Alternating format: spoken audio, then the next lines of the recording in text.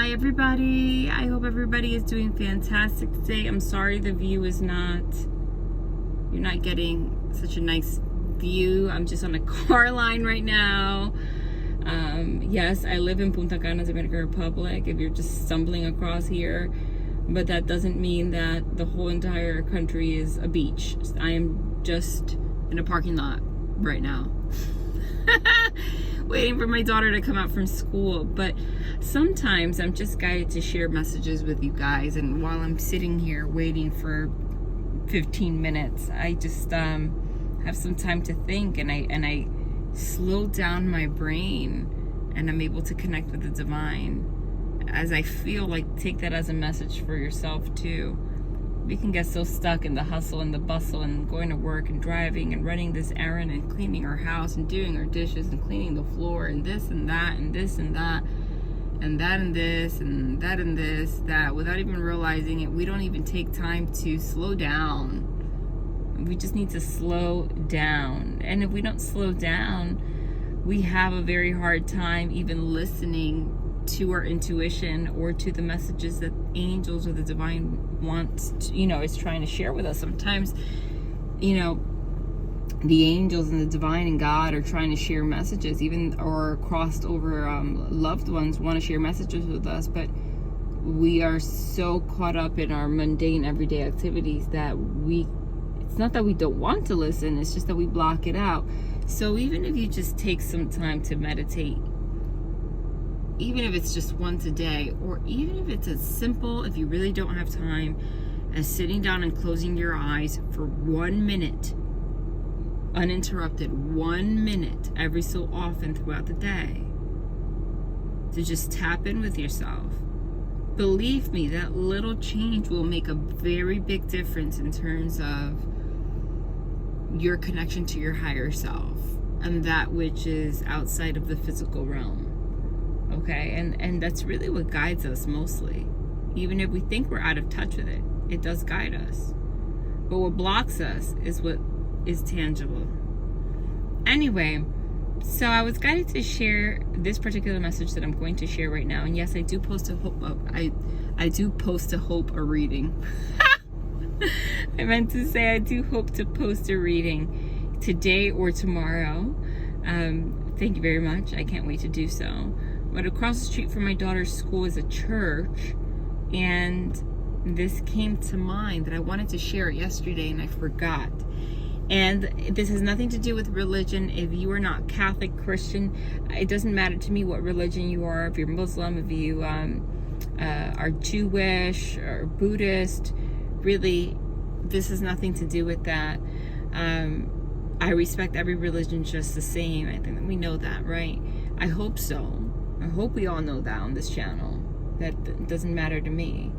I just want you guys to be connected with your higher self. So even though this might seem like it has something to do with Christianity, don't take it that way. I've never shared this before, but if you want to clear out, you want to know if you have a demonic entity attached to you, okay? I forgot where I heard this from, but I remember it came from the mouth of a priest. They don't talk about it often, but priests do exorcisms for people that have demonic entities attached to them. That is very much so a thing, because it exists. Okay? Instead of wasting your money going to a spiritual shop and doing all of those things, okay? Yes, there are rituals you can do. I've even shared a bunch of them on my channel, but I'm being very specific right now. And if I'm being guided to share it, it's for a reason. This is the simplest ritual that you can do. Have you guys ever heard of Gregorian chants? Just YouTube search any Gregorian chant. Gregorian. Chant. Okay? You're gonna see videos of people singing. Okay? There's long ones, short ones. It doesn't matter what chant it is from who. Okay? Gregorian chant. I promise you, dark entities, demonic spirits that may, for whatever reason, be either in your house, in your car, or attached to you, cannot stand the sound, the frequency that is Gregorian chant. Okay? I don't remember where this information came from, but I remember it came from the mouth of a priest. When they are doing exorcisms, they use the use of bells. They can't stand that sound either. And Gregorian chants. If you have a bell with you, go around your house and just ring that bell while having a Gregorian chant. Now, I would, the first time, just listen to it for like 10 minutes, okay? You're gonna notice something happening to your body. It's gonna connect you, okay? If it's not, it'll rid you from any dark entity that may be attached, but it's also, when you start to meditate to Gregorian chants, okay? And if you're not religious, take the religion out of it, doesn't matter. It will really connect you to your higher self. You will start hearing messages, I promise. While doing so, pray. While doing so, pray, ask for protection, ask for revelation, ask for discernment. Believe me, you will get an answer or a sign almost immediately after the chant is over. What you can do is play the Gregorian chant. You don't even have to hear it. Put it on your Bluetooth speaker so low that you nor anybody in your home can hear it. That is enough for the dark entities to hear it, to sense that frequency, and to eventually just leave your house. You will feel it. You will feel the change. You will feel the difference. I promise you. There's no other way for me to explain it other than just I'm asking you to do so if you feel like there's something dark. So you don't even have to, after you hear it for yourself, you can just also play it and just leave it on. Leave it on the whole day, low enough where like nobody hears it. That will repel dark entities. I promise you that. I did this yesterday in my home. I just felt guided to. And immediately after the chant finished, it was like a 12-minute Gregorian chant that I was meditating on. Immediately after it finished, I heard my daughter scream.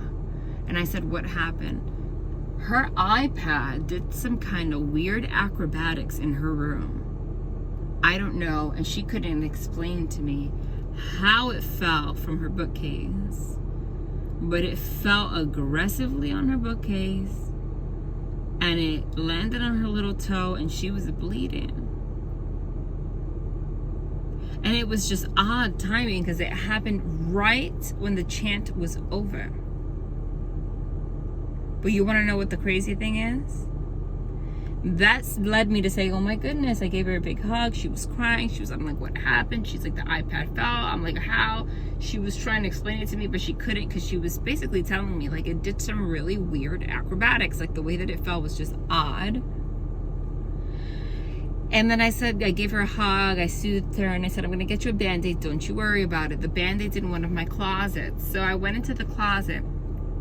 I have this little bag where I have like just medicine in it. I have, Tylenol, children's Tylenol, Band-Aids, first aid, like everything that's little like medicine or first aid or little lotions I have in that bag, which I never really sort through because luckily no one's needed anything from there lately. So I haven't seen that bag in a while. Tell me why when I opened that bag to get the Band-Aids, there was a book in there that didn't belong there. I guess maybe I must have thrown it there a very long time ago, don't remember. Or maybe spiritually it just ended up being there. I can't tell you, but you know what the book was? Right on top of the Band-Aids. It was a book it was a book about angels from Doreen Virtue. It was like 365 messages from the angels or something, and it has a big giant picture of of an angel in the front. The whole entire book is about angels and messages from angels. I had to call my daughter because we talk about this kind of stuff all the time. I open her mind to these things, and I was like, come. I want you to know. I said, I just played this music. I said that